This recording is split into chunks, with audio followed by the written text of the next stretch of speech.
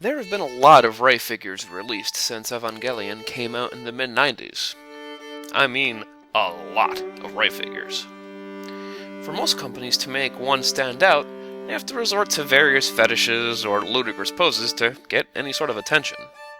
However, in September of 2009, Uplark took a different approach with their Rei.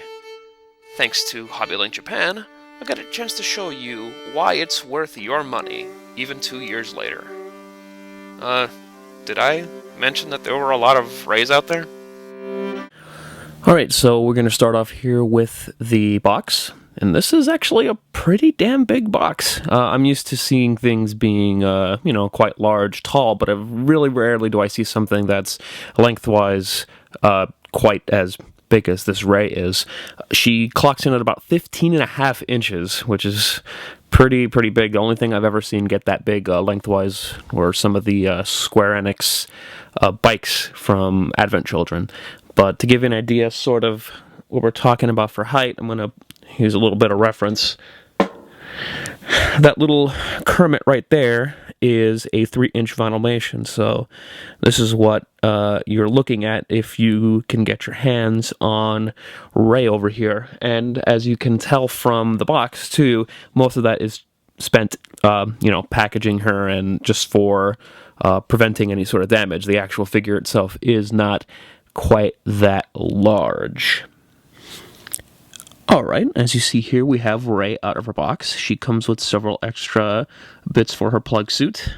You have an extra console, which would go here. The difference being that, as you can see here, there is some color there to it, whereas this is pretty plain. You have a headset, which goes here, which probably replicates the headset that she's wearing during the end of the first Evangelion movie when she's snapping some fools. Well, one fool in particular, trying to destroy Tokyo. And last, we have the base here with a movable head, so you can either position the plug straight or a little more of an angle so you can see more of the action, which I'm going to pop it up on the base right here in a sec.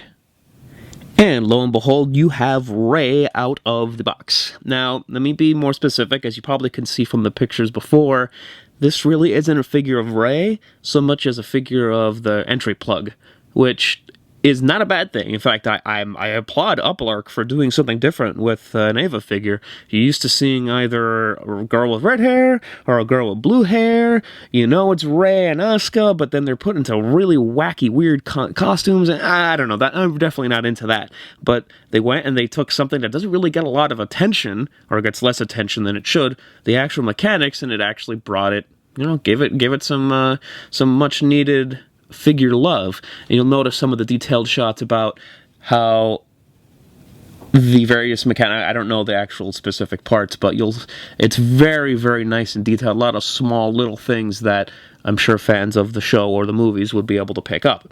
Now, say you don't want Rei sitting in the cockpit here.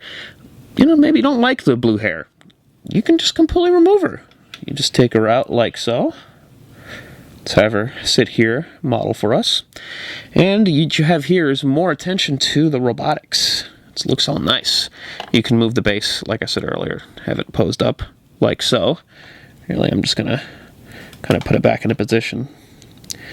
And actually, this is when we can change out some of the parts. Now, you saw earlier that the front console could be changed, and that's quite simple. You just lift it like so.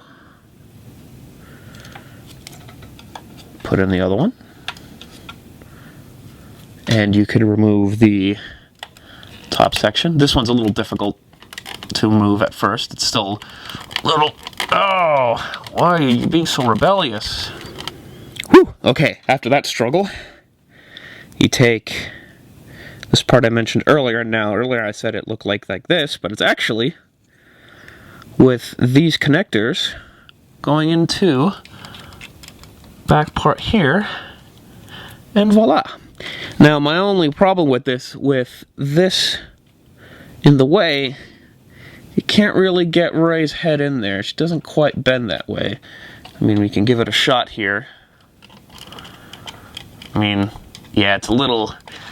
Oh, wait, it might be possible. No, no, no, her head is way too large to get in there proper. So if you just want to remove the blank slate that is Rei, and just want to show off a nice little bit of technology, you can go ahead and do so. Now, here's the question. Is a entry suit and an optional pilot worth the cash? Now, when this originally came out, its retail price was 12,800 yen, which is quite a bit of money, all things considered. Now, with various discounts through HLJ, you're able to get her for 8,320 yen, and that's a way better deal. But you still have to consider your preferences. This isn't something that you would make a snap decision on because of the price. But if you like Evangelion and you like seeing some things that you don't normally get, I mean, this is definitely worth the scratch. I mean, even if you don't like Rei and prefer Asuka, you know, you can just get rid of her, and then you have a nice bit of electronics here.